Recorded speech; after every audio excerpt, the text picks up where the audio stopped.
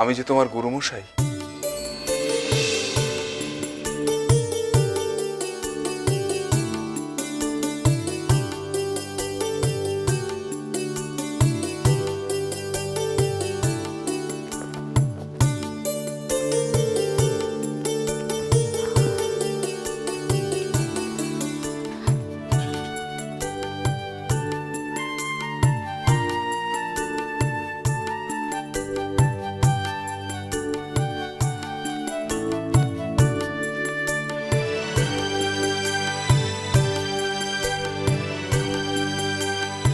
ওকে বাইরে নিয়ে যাওয়ার কি খুব প্রয়োজন আছে ঠাকুরমশাই?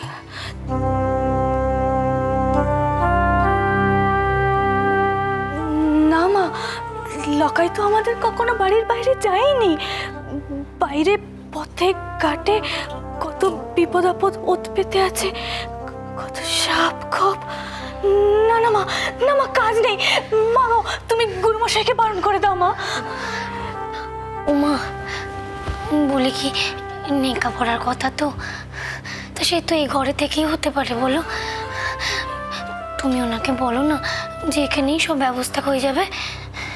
আর উনি যদি চান তাহলে এই ঘরেতেই তো একটা পাঠশালা খুলে নিতে পারেন। বলো না মা। তা বললে যে হয় না মা।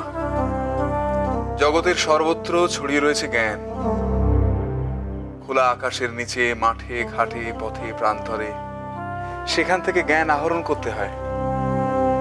এই বদ্ধ চার দেওয়ালের মধ্যে তার নাগাল যে পাওয়া যাবে না।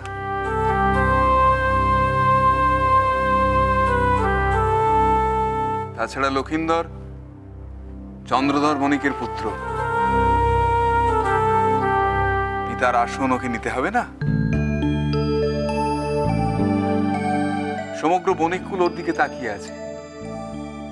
ব্যবসা বাণিজ্যের খুঁটিনাটিতে ওকে রপ্ত হতে হবে, সকলের সুখ সুবিধের দিকে নজর দিতে হবে। দুদিন পরে ওই যে হবে এই অঞ্চলের মুকুটহীন শাসক।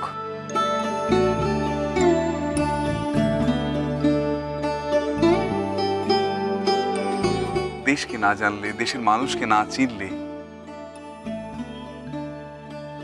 এ কাজও করবে কি করে? আমরা কোথায় কোথায় যাব গুরুমশাই? নানান জায়গায় যাব।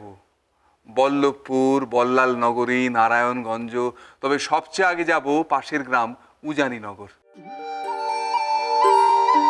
সত্যি? তাহলে আমি এক্ষুনি তৈরি হয়ে আসছি গুরুমশাই।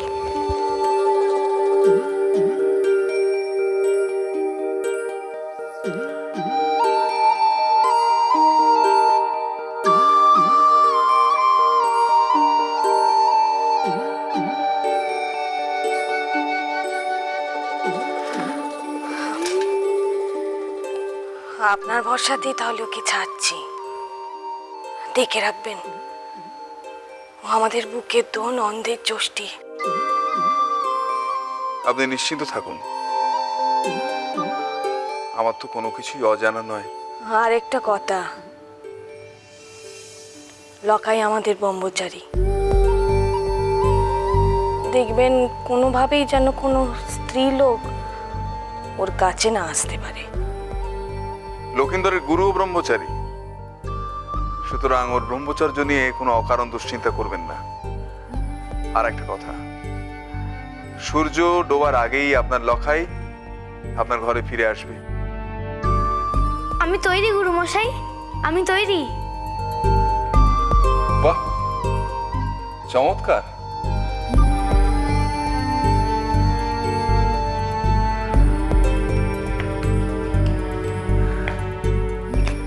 আপনি মা অনুমতি করুন, আমরা গুরু শিষ্য এবার রওনা হই। এখনই? এত তাড়াতাড়ি? কেন নয় মা, শাস্ত্রী যে বলেছেন শুভস্য শীঘ্রম। উজানিনগর।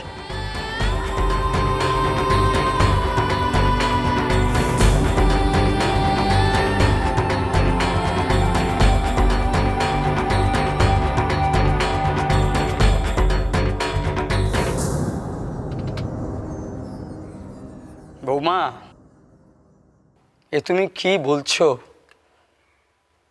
এসব সিদ্ধান্ত কি হুড়োতাড়া করে নেওয়া সম্ভব? এ মেয়ে যে ছিচি সারা বাবা, শরীরে গুণের ঘাট নেই। যা করবার আমাদের খুব তাড়াতাড়ি করতে হবে, নইলে কোনদিন না কোনদিন কুলের মান ডুবিয়ে ছাড়বে ও।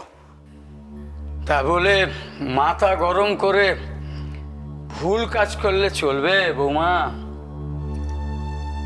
বেহুলা আমার বংশের একটি মাত্র মেয়ে, সায়ও ঘরে নেই। না না বৌমা, ছেলের সঙ্গে একটা পরামর্শ না করে। উনি তো দুদিনেই ফিরে আসবেন বাবা, আপনি হুকুম করলে উনি না করতে পারবেন না। বেহুলাকে আমি আমার চোখের সামনে উচ্ছন্নে যেতে দেখতে পারবো না বাবা। যেমন করে হোক এই বেলা ওর বিয়ে দিতেই হবে। আপনি ঘটকিকে ডেকে পাঠান, পাত্র দেখা শুরু করুন। ওই একরত্তি মেয়েটার পেছনে আর পড়িস নে তো বউ। তুমি আর আশকারা দিও না মা, দোহাই তোমার। কাকে একরত্তি বলছো? আর তো পূর্ণ হলো। মুখের কথা শুনলে মনে হয় ও সকলের ঠান্দি। গোটা গায়ে খুঁজে দেখো দেখি ওর কোনো শোয়ের বিয়ে বাকি আছে কিনা। আশ্চর্য কথা, ওর আশরাফ শহীদের বিয়ে হয়ে গেছে বলে ওকেও এখন ঘাট থেকে নামাতে হবে?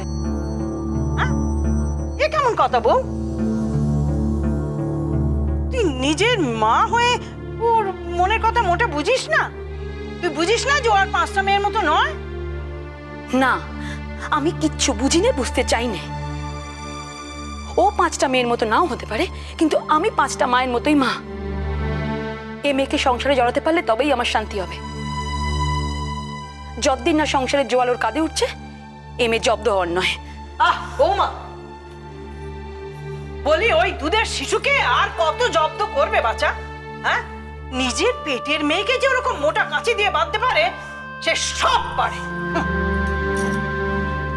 বৌমা, নাতনিটাকে বেঁধে রাখলেই কি সমস্যার সমাধান হবে? আমার মাঝে মাঝে কি মনে হয় জানো, তোমার মা ঠিকই বলেন। আমরা ছাপোষা মানুষ, আমরা বেহুলাকে আমাদের ছাঁচে ঢালাই করছি। হয় না, হয় না। বুঝলে বৌমা, শোনো, বেহুলা ছাঁচ ভাঙা মূর্তি। বাবা, আপনিও?